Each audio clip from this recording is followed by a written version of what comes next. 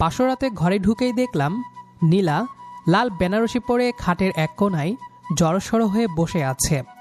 ওর চোখে মুখে আমার জন্য একরাশ ঘৃণা। আমি ওর এই জেদ ভাঙার জন্যই তো এত কিছু করলাম। আমি ধীর পায়ে ওর দিকে এগিয়ে গেলাম এবং বাঁকা হেসে বললাম, আগেই বলেছিলাম নীলা, বেশি বাড়াবাড়ি করো না। দেখলে তো, তোমাকে বলেছিলাম না, আজ হোক বা কাল তুমি আমারই হবে, শুধুমাত্র আমার। নীলা আমার দিকে অগ্নি দৃষ্টিতে তাকালো। ওর এই রাগী রূপটা আমার বড্ড চেনা।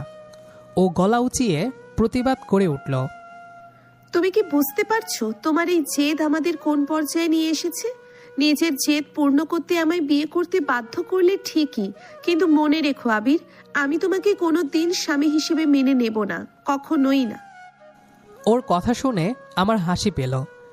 এই মেয়েটা এখনও আমাকে চিনতে পারেনি। আমি ওর একদম কাছে গিয়ে দাঁড়ালাম। মানবে না বললেই হলো? তুমি বললে আর আমি মেনে নিলাম। অসম্ভবকে সম্ভব করতে আমি রাজি নীলা। একবার যখন পেরেছি বারবার পারবো। চিন্তা করো না, একদিন তুমি নিজেই বলবে আমি ঠিক ছিলাম। আমি মনে মনে ভাবছিলাম, এই মেয়েটার সাহস তো কম না। আমার বান্ধবীর বড় বোন ও, আমার চেয়ে বয়সে বড়। এই অজুহাতে ও আমাকে পাত্তাই দিতে চাইতো না। উল্টো নিশান নামের ওই ছেলেটার সাথে ঘুরে বেড়াতো, আমার দিকে ফিরেও তাকাতো না। ওর এই জেদ আমি আজ চূর্ণ বিচূর্ণ করে দিব। আমি হঠাৎ ওর হাতটা শক্ত করে ধরলাম। ও চমকে উঠে হাত ছাড়ানোর চেষ্টা করলো। ছাড়ো আমাকে, হাত ছাড়ো বলছি।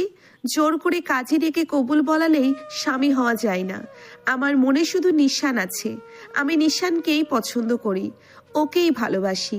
তোমার মতো একটা বয়সী ছোট ছেলের সাথে সংসার করার কথা আমি ভাবতেও পারি না। হুট করে ওর মুখে ওই নিশানের নাম আর ভালোবাসার কথা শুনে আমার মাথায় রক্ত উঠে গেল। আমি সজোরে ওর দুই বাহু চেপে ধরলাম। রাগে আমার সারা শরীর কাঁপছে। আমি হুঙ্কার দিয়ে ওকে বললাম, খবরদার নীলা, আমার সামনে ওই নিশানের নাম আর মুখে আনবি না। তুই এখন আমার বিবাহিত বউ। তোকে আমি নিয়ম মেনে বিয়ে করেছি। হতে পারিস তুই আমার চেয়ে বয়সে বড়, কিন্তু এই মুহূর্তে আমি তোর স্বামী, এটা মাথায় রাখিস। ও আমার দিকে তাকিয়ে শিউরে উঠল। হয়তো আমার এই রুদ্রমূর্তি ও আগে কখনো দেখেনি। ওর চোখে আমি এখন স্পষ্ট ভয় দেখতে পাচ্ছি। আমি ওর মুখের কাছে মুখ নিয়ে এসে খুব শান্ত কিন্তু কঠিন স্বরে বললাম, ভেবেছিলাম তোকে কিছুটা সময় দেব এই বিয়েটা মেনে নেওয়ার জন্য, কিন্তু তোর মুখে ওই নিশানের নাম শোনার পর সেই সুযোগ আমি তোকে আর দিচ্ছি না। বলা তো যায় না, তোকে আজকে ছাড় দিলে তুই হয়তো কালই ওই নিশানের সাথে পালিয়ে যাবি। তোকে সেই সুযোগ আমি দেবই না। নীলা কোনো কথা বলতে পারল না, শুধু নিষ্পলক চোখে আমার দিকে তাকিয়ে রইল। ওর ভেতরের নীরব হাহাকার আমি স্পষ্ট বুঝতে পারছি, কিন্তু আমার জেদ আজ ওর সব আর্তনাদের চেয়েও বড়। আমি যখন নীলার খুব কাছে গিয়ে দাঁড়ালাম, ওর চোখের ভয়টা আরও স্পষ্ট হয়ে উঠল। কিন্তু ওই যে বললাম, ও ভীষণ জেদি। নিজেকে সামলে নিয়ে ও আবার আমার হাত থেকে নিজেকে ছাড়ানোর চেষ্টা করল। ওর শরীরটা রাগে আর আতঙ্কে কাঁপছে, তবুও ও দমে যাওয়ার পাত্রী নয়। ও দাঁতে দাঁত চেপে বলল, আবির, নিজের সীমা অতিক্রম করো না। আমি তোমাকে ঘৃণা করি, আর ঘৃণা ভরা এই সম্পর্ক কোনো দিন সফল হবে না। তুমি জোর করতে পারো, কিন্তু আমার মন কোনো দিন পাবে না। আমাকে আমার মতো থাকতে দাও প্লিজ। ওর মুখে প্লিজ শব্দটা শুনে আমার জেদ যেন আরও কয়েক গুণ বেড়ে গেল। এতদিন তো অনেক অহংকার দেখিয়েছ নীলা, আজ না হয় আমার জেদটাই দেখো। আমি ওর কোনো কথা না শুনেই ওকে বিছানার দিকে এক প্রকার ধাক্কা দিয়ে সরিয়ে দিলাম। আমি শান্ত স্বরে বললাম, মন পাওয়ার জন্য আমি বিয়ে করিনি নীলা, তোমাকে পাওয়ার জন্য করেছি। আর যেটা আমার সেটা আমি আদায় করে নিতে জানি। আমার মতলব বুঝতে পেরে নীলা তড়িৎ বেগে বিছানা থেকে উঠে দাঁড়ালো। ও পাগলের মতো ঘরের দরজার দিকে দৌড়ে যাওয়ার চেষ্টা করলো, কিন্তু আমি জানতাম ও এটাই করবে। আমি ওর পথ আগলে দাঁড়ালাম। নীলা তখন চিৎকার করে উঠল। না আবির, একদম কাছে আসবে না। আমি নিশানকে কথা দিয়েছি, আমি শুধু ওর। তুমি যদি জোর করো তবে আমি নিজেকে শেষ করে দেব। নিশানের নামটা ও বারবার বলে আমার ধৈর্যের বাঁধ ভেঙে দিচ্ছে। আমি এক ঝটকায় ওকে জাপটে ধরলাম। নীলা ওর সর্বশক্তি দিয়ে আমাকে ধাক্কা দিতে শুরু করলো। আমার বুকে ওর ছোট ছোট হাতগুলো দিয়ে আঘাত করছে, নখ দিয়ে আশ্রে দেওয়ার চেষ্টা করছে। আমাদের মধ্যে এক প্রকার ধস্তাধস্তি শুরু হয়ে গেল। ও নিজেকে বাঁচানোর জন্য অপ্রাণ চেষ্টা করছে। রুমের আসবাবপত্র সব ওলটপালট হয়ে যাচ্ছে, কিন্তু ও ভুলে গেছে যে শক্তিতে ও আমার সাথে কোনোভাবেই পেরে উঠবে না। আমি ওর দুই হাত এক হাতে মুচড়ে ধরে ওর পিঠের দিকে নিয়ে গেলাম এবং ওকে শক্ত করে নিজের সাথে মিশিয়ে ধরলাম। নীলা এবার আর নড়তে পারছে না। ওর নিঃশ্বাস দ্রুত বইছে। ও কাঁদতে কাঁদতে ক্লান্ত হয়ে অস্ফুট স্বরে বলল, তুমি এতটাও নিচে নামতে পারো আবির? বয়সে ছোট হয়েও বড় বোনের মতো একজনকে এভাবে অপমান করছো, তোমার লজ্জা করছে না? ওর কান্নায় আমার বুকটা এক মুহূর্তের জন্য কেঁপে উঠলেও পরক্ষণেই নিশানের কথা মনে পড়তেই আমি আবার কঠোর হয়ে গেলাম। আমি ওর কানের কাছে মুখ নিয়ে তপ্ত নিঃশ্বাস ফেলে বললাম, বয়সে বড় হতে পারো নীলা, কিন্তু তুমি আমার বোন নও। তুমি আমার বন্ধু অহনার বোন, আর এখন আমার বিবাহিত স্ত্রী। স্ত্রীর ওপর স্বামীর অধিকার খাটানোটা কোনো অপরাধ নয়। তুমি যত বেশি বাধা দেবে আমি তত বেশি কঠোর হব। আজ রাতটা শুধু তোমার আর আমার, এখানে নিশানের কোনো জায়গা নেই। নীলা এবার পুরোপুরি ভেঙে পড়ল। ওর শরীরটা নিস্তেজ হয়ে এলো আমার বাহু বন্ধনে। ও বুঝতে পেরেছে আজ আমার এই উন্মাদনা থেকে নিজেকে বাঁচানোর আর কোনো পথ ওর হাতে নেই। আমি ওকে পাজাকোলা করে তুলে নিয়ে বিছানায় শুয়ে দিলাম। ওর চোখের জল গড়িয়ে বালিশ ভিজছে, কিন্তু আজ আমার জেদ আজ সব সহানুভূতির ঊর্ধ্বে। নীলা অনেকক্ষণ যুদ্ধ করলো আমার শক্তির সাথে। ওর ছোট ছোট হাতগুলো দিয়ে আমার বুক খামচে ধরল, ধাক্কা দিল, এমনকি একবার আমার হাতে দাঁত বসিয়ে দেওয়ারও চেষ্টাও করলো। কিন্তু দিন শেষে আমি একজন পুরুষ আর ও একজন নারী।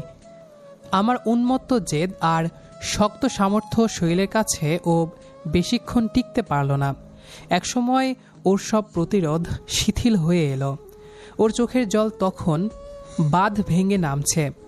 আমি ওর কানের কাছে মুখ নিয়ে শেষবারের মতো বললাম, হার মানতে শেখো নীলা, কারণ এই আবির হারতে জানে না। আজ থেকে তুমি শুধু আমার। আমি আর পারলাম না।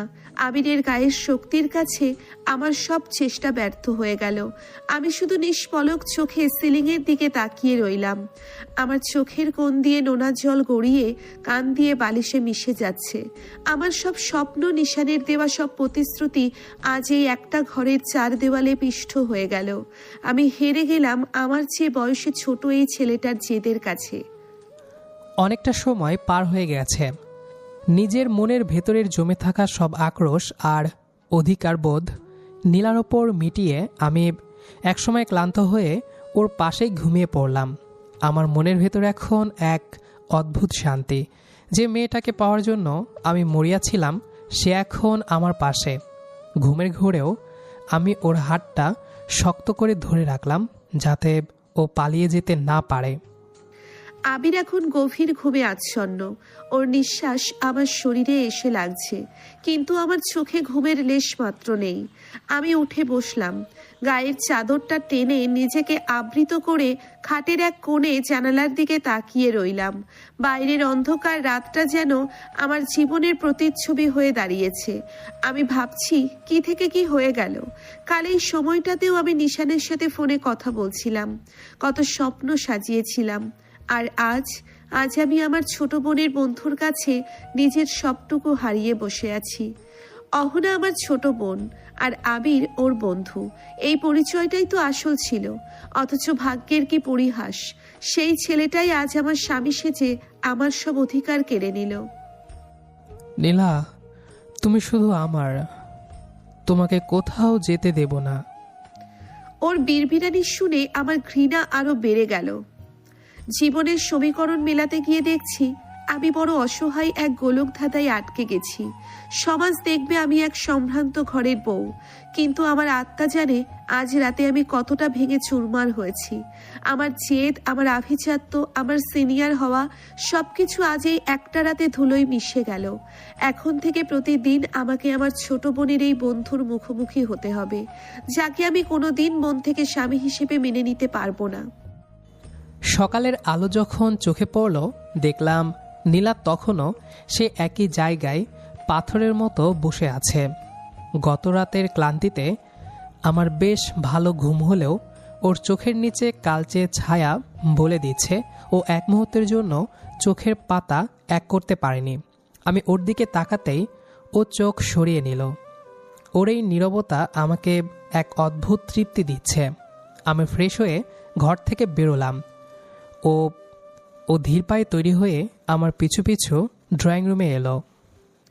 আমি চাইলেও নিজেকে স্বাভাবিক দেখাতে পারছি না। ড্রয়িং রুমে সবাই বসে আছে, কিন্তু আমি কারো দিকে তাকাতে পারছি না। আমার সারা শরীর ব্যথায় টনটন করছে, আর মনের ভেতরের ক্ষতটা তো আরো গভীর। আমি এক কোণে মাথা নিচু করে বসে রইলাম। আমার ছোট বোন অহনা, যে আবিরের প্রাণের বন্ধু, সে আমার দিকে এক দৃষ্টিতে তাকিয়ে আছে।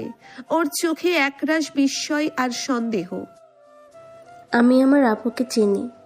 আপু সবসময় রাগী আর চনমনে থাকে, অথচ আজ সে এমনভাবে গুটিয়ে আছে যেন কোনো বিশাল ঝড় তার উপর দিয়ে বয়ে গেছে। আমি আপুর পাশে গিয়ে বসলাম এবং নিচু স্বরে বললাম, আপু তুই এমন করছিস কেন? আবির তোকে খুব ভালোবাসে রে। ও জেদ করে বিয়েটা করলেও ও মানুষ হিসেবে খুব ভালো। ও তোকে অনেক সুখে রাখবে, দেখিস। অহনার কথা শুনে আমার মনে বিষাক্ত এক হাসি ফুটে উঠল। মনে মনে বললাম, তোর ওই ভালো ছেলে বন্ধুটা গত রাতে আমার সাথে কি করেছে সেটা যদি তুই জানতি অহনা। কেমন ভালো ছেলে ও, সেটা আমি গত রাতেই হাড়ে হাড়ে টের পেয়েছি। ও ভালোবাসতে জানে না, শুধু নিজের জেদ মেটাতে জানে। কিন্তু মুখে আমি কিছুই বললাম না, শুধু একটা দীর্ঘশ্বাস ফেলে চুপ করে রইলাম। বাড়ির বড়রা বিদায়ের প্রস্তুতি নিচ্ছেন। আমার বাবা এসে নীলার পাশে দাঁড়ালেন। তিনি বেশ গম্ভীর মানুষ হলেও নীলার মাথায় হাত রেখে খুব নরম স্বরে কথা বললেন। মা নীলা, চলো এবার আমাদের ঘরে যেতে হবে। আবির হয়তো একটু বেশি চঞ্চল আর একঘেয়ে, কিন্তু আমি কথা দিচ্ছি ও তোমাকে কোনো কষ্ট দেবে না। বিদায়ের সেই করুণ মুহূর্তে নীলার বাবা এগিয়ে এলেন। উনার চোখে জল টলমল করছিল। তিনি আমার হাতটা ধরলেন এবং নীলার হাতটা টেনে নিয়ে আমার হাতের উপর রাখলেন। আবির বাবা, আমার বড় মেয়েটা একটু জেদি আর রাগী। ওকে তুমি দেখে রেখো। আজ থেকে ও তোমার আমানত। আমি জানি তুমি ওকে আগলে রাখবে। আমি নীলার হাতটা শক্ত করে ধরলাম। ওনার দিকে তাকিয়ে আশ্বস্ত করে বললাম, আপনি চিন্তা করবেন না বাবা, নীলা আজ থেকে শুধু আমার দায়িত্বে। ও কেমন থাকবে সেটা আমি ভালো করেই জানি। আমার হাত যখন আবিরের শক্ত হাতের মুঠোয় চলে গেল, আমি আবার শিউরে উঠলাম। বাবার কথা শুনে আমার চিৎকার করে বলতে ইচ্ছে করছিল, বাবা এই আমানত নয়, আমি তোর খাঁচায় বন্দী হয়ে গেলাম। কিন্তু চোখের জল আড়াল করে আমি বড়দের পা ছুঁয়ে সালাম করলাম। আমার গন্তব্য এখন ওই ছোট বোনের বন্ধুর বাড়ি, যে আমার জীবনটা ওলট পালট করে দিয়েছে। নতুন বাড়িতে আসার পর থেকেই নীলা অদ্ভুত রকমের শান্ত হয়ে আছে। কারোর সাথে কথা বলছে না, এমনকি খাওয়া দাওয়াও প্রায় ছেড়ে দিয়েছে। আমি ভেবেছিলাম সময় দিলে সব ঠিক হয়ে যাবে। রাতে যখন আমি আমাদের ঘরে ঢুকলাম, দেখলাম ও জানালার গ্রিল ধরে বাইরের অন্ধকারের দিকে তাকিয়ে আছে। আমি ওর কাঁধে হাত রাখতেই ও বিদ্যুৎ বেগে সরে গেল। ওর চোখে যে ঘৃণা আমি দেখলাম তা আগে কখনো দেখিনি। আমি আর সহ্য করতে পারছি না। গত রাতে সেই দুঃস্বপ্ন আমায় প্রতি মুহূর্তে কুড়ে কুড়ে খাচ্ছে। আবির আমার কাছে আসতেই আমি চিৎকার করে উঠলাম। আমার ভেতরের সব জমানো ঘৃণা আজ বাঁধ ভেঙে বেরিয়ে আসতে চাইল। আমি ওর দিকে তাকিয়ে তীব্র স্বরে বললাম, দূরে থাকো আবির, একদম আমার কাছে আসার চেষ্টা করবে না। তুমি নিজেকে আমার স্বামী ভাবো, তাই না? কিন্তু মনে রেখো, জোর করে কারো শরীর পাওয়া যায়, অধিকার পাওয়া যায় না। আমি হতভম্ব হয়ে ওর দিকে তাকিয়ে রইলাম। ওর কণ্ঠস্বর কাঁপছিল রাগে। আমি কিছু বলতে চাইলাম, কিন্তু ও আমাকে থামিয়ে দিয়ে আবার বলতে শুরু করলো। আবির, তুমি নিজেকে অনেক বড় পুরুষ ভাবো, কিন্তু আমার চোখে তুমি একজন জঘন্য মানুষ ছাড়া আর কিছুই নও। গত রাতে তুমি আমার সাথে যা করেছো সেটা কোনো স্বামীর কাজ ছিল না। তুমি তোমার গায়ের জোর খাটিয়েছো আমার উপর। সমাজ এই সম্পর্ককে বিয়ে বললেও আমার কাছে তুমি একজন শোক। হ্যাঁ, তুমি একজন ছাড়া আর কিছুই নও। শর্ষক।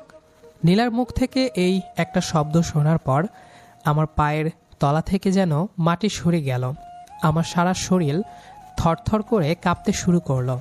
আমি ভাবতেও পারিনি যেই মেয়েটাকে আমি নিজের জীবনের চেয়েও বেশি ভালোবাসি সে আমাকে এমন একটা উপাধি দেবে। আমি ওর সামনে হাঁটু গেড়ে মেঝেতে বসে পড়লাম। আমার চোখের পানি আর বাধা মানল না। আমি ভাঙ্গা গলায় বললাম, শেষমেশ তুমি আমাকে এই উপাধি দিলে নীলা। আমি মানছি আমি ভুল করেছি, আমি অন্যায় করেছি, কিন্তু আমার মনে তোমার জন্য কোনো পাপ ছিল না। আমি শুধু তোমাকে হারানোর ভয় পেতাম। আমি জানতাম ওই নিশান তোমাকে আমার থেকে কেড়ে নেবে, আর সেই ভয় থেকেই আমি নিজের হিতাহিত জ্ঞান হারিয়ে ফেলেছিলাম। আমি তোমাকে বড্ড ভালোবাসি নীলা, বড্ড ভালোবাসি। ওর চোখের জল দেখেও আমার মন গলল না। ভালোবাসা কি জোর করে হয়? আমি শুধু ওর দিকে তাকিয়ে ধিক্কার জানালাম। ও মেঝের দিকে তাকিয়ে হাউমাউ করে কাঁদতে কাঁদতে বলল, আমি জানি আমার এই পাপের কোনো ক্ষমা নেই।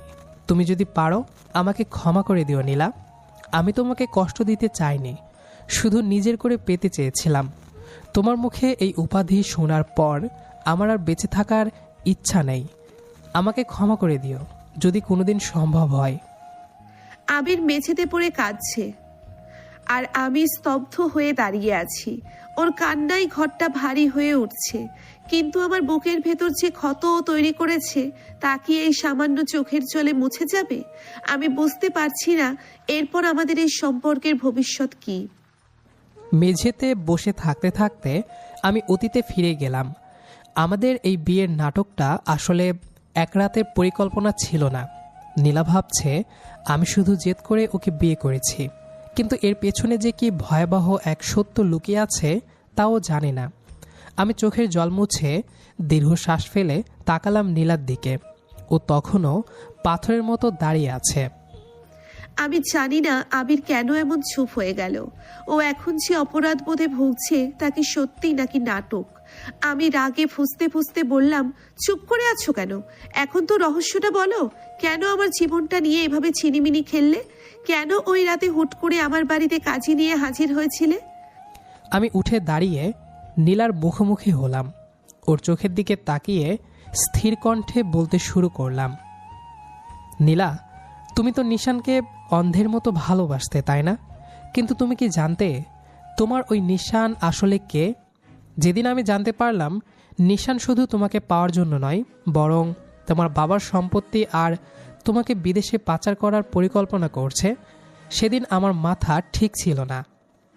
আমি আবিরের কথা শুনে চমকে উঠলাম। ও এসব কি বলছে?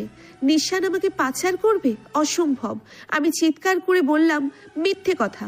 তুমি নিশানকে ছোট করার জন্য এসব বানিয়ে বলছো। ও আমাকে অনেক ভালোবাসে। আমি পকেট থেকে আমার ফোনটা বের করে একটা অডিও ক্লিপ প্লে করলাম। সেখানে স্পষ্ট শোনা যাচ্ছিল নিশান তার বন্ধুদের সাথে হাসাহাসি করছে যে নীলার সাথে প্রেমের নাটক করে ওকে দেশের বাইরে নিয়ে গিয়ে বিক্রি করে দেবে। অডিওটা শুনে নীলার মুখ ফ্যাকাশে হয়ে গেল। আমি বললাম, ওই রাতে আমি তোমাদের পালানোর খবর পেয়েছিলাম। তুমি যখন ব্যাগ গুছিয়ে নিশানের সাথে পালাবে বলে ঠিক করেছিলে, তখনই আমি তোমার বাবার কাছে গিয়ে সব প্রমাণ দেখাই। আমার বিশ্বাস হচ্ছিল না যে নিশান এমনটা করতে পারে। আমার হাত পা ঠান্ডা হয়ে আসছিল। আবির আবার বলতে শুরু করলো, তোমার বাবা সব শুনে ভেঙে পড়েছিলেন। তিনি জানতেন তুমি বড্ড জেদি, তোমাকে বোঝানো সম্ভব নয়, তাই তিনি আমাকে অনুরোধ করেছিলেন তোমাকে বাঁচাতে। তিনি বলেছিলেন, আবির, তুমি যদি আজ নীলাকে বিয়ে না করো, ও ওই প্রতারকের সাথে পালিয়ে নিজের জীবন শেষ করে দেবে। লোকলজ্জার ভয়ে আর তোমাকে বাঁচাতে তোমার বাবা ওই রাতেই আমার সাথে তোমার বিয়ের আয়োজন করেছিলেন। আমি স্তব্ধ হয়ে গেলাম। তার মানে এই বিয়েটা শুধু আবিরের জেদ ছিল না, বরং আমার বাবার শেষ ভরসা ছিল। আবির এগিয়ে এসে আমার খুব কাছে দাঁড়ালো। হ্যাঁ নীলা, আমি তোমার সাথে জোর করেছি। গতরাতে তোমার অমতে তোমার কাছে গিয়ে অন্যায় করেছি, এ সবই সত্যি। কিন্তু আমি তোমাকে ওই নরক থেকে বাঁচাতে চেয়েছিলাম। নিশান সেদিন তোমাদের বাড়ির নিচে দাঁড়িয়েছিল তোমাকে নিয়ে যাওয়ার জন্য, আর আমি বাড়ির ভেতরে তোমার বাবা মায়ের সামনে তোমাকে জীবনসঙ্গিনী হিসেবে গ্রহণ করেছিলাম। আমি তোমাকে ভালোবেসে এই কলঙ্ক নিজের কাঁধে নিয়েছি। আমি খাটের ওপর ধপাস করে বসে পড়লাম। পুরো রহস্যটা এখন আমার চোখের সামনে পরিষ্কার। একদিকে নিশানের ভয়াবহ প্রতারণা, আর অন্যদিকে আবিরের এই উন্মাদ ভালোবাসা। আমি যাকে ধর্ষক বলে ধিক্কার জানালাম, সেই কিনা আমাকে তিলে তিলে ধ্বংস হওয়ার হাত থেকে বাঁচিয়েছে। জীবনের সমীকরণটা এবার আরো বেশি জটিল মনে হতে লাগলো। রহস্যটা ফাঁস করার পর আমি আর এক মুহূর্ত ওই ঘরে থাকিনি। নীলার চোখে তখন হাজারো প্রশ্ন আর অনুশোচনা ছিল, কিন্তু আমি নিজেকে খুব ক্লান্ত অনুভব করছিলাম। কয়েকটা দিন আমি নীলার থেকে পুরোপুরি দূরে থাকলাম। বাড়িতে থাকলেও ওর সাথে কথা বলি না, এমনকি ওর দিকে তাকায়ও না। যে ভালোবাসার বদলে আমাকে সর্ষক উপাধি পেতে হয়েছে, সে ভালোবাসা নিয়ে আর এগোনোর শক্তি আমার নেই। আমি ঠিক করেছি ওকে ওর স্বাধীনতা দিয়ে দেব। আবিরের এই নিরাপত্তা আমার বুকটা চিরে দিচ্ছে। আমি আয়নায় নিজের দিকে তাকিয়ে ভাবি কতটা অন্ধ ছিলাম আমি। যে ছেলেটা নিজের সম্মান বাজি রেখে আমাকে নরক থেকে বাঁচালো, আমি তাকেই সবচেয়ে জঘন্য অপবাদ দিলাম। ওর সেই কান্নায় ভেঙে পড়া মুখটা আমাকে এক মুহূর্তও শান্তি দিচ্ছে না। আজ রাতে আমি ঠিক করেছি সব অভিমান ভেঙে ওর কাছে যাব। আমি বারান্দায় দাঁড়িয়ে আকাশের দিকে তাকিয়েছিলাম। হঠাৎ অনুভব করলাম পেছন থেকে কেউ আমাকে শক্ত করে জড়িয়ে ধরল। ঘাড়ের ওপর তপ্ত নিঃশ্বাস আর ভেজাই স্পর্শ অনুভব করতেই আমি থমকে গেলাম। নীলা আমার পিঠে মুখ লুকিয়ে কাঁদছে। আমি ওর হাতটা ছাড়িয়ে দেওয়ার চেষ্টা করতেই ও আরও শক্ত করে ধরল। আবির, প্লিজ আমাকে ছেড়ে যেও না।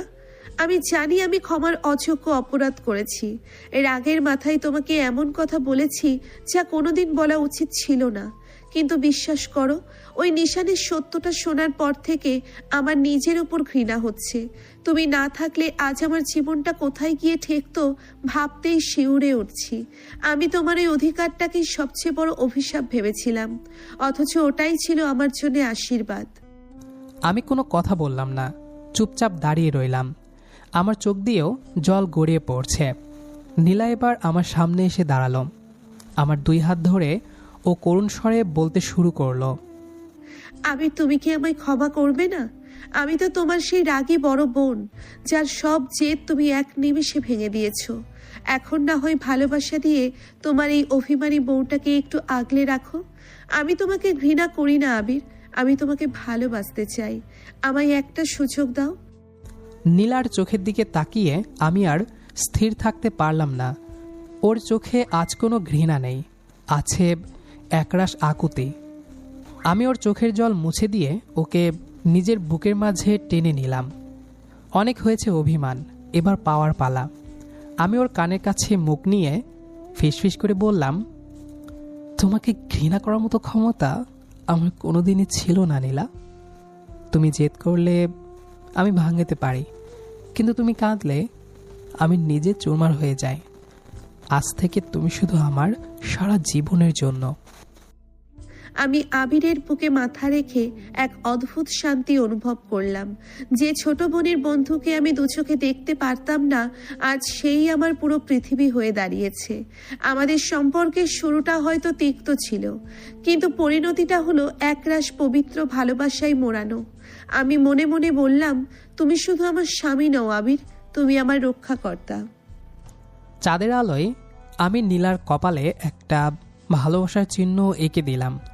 আমাদের গল্পের শুরুটা হয়েছিল জেদ দিয়ে, কিন্তু শেষটা হলো এক নিটল ভালোবাসার পূর্ণতায়। সিনিয়র রাগী বউটা এখন আমার আদুরের সহধর্মিণী। তো দর্শক, আমরা গল্পটির শেষ প্রান্তে চলে এসেছি। আমাদের আজকের গল্পটি আপনার কাছে কেমন লেগেছে সেটা অবশ্যই কমেন্ট করে জানাবেন। দেখা হবে আবারও নতুন কোনো গল্প নিয়ে। সে পর্যন্ত আমাদের সাথেই থাকুন। আর আমাদের ভিডিওটি যারা নতুন দেখছেন তারা অবশ্যই একটি লাইক দিয়ে চ্যানেলটি সাবস্ক্রাইব করে আমাদের পাশেই থাকুন।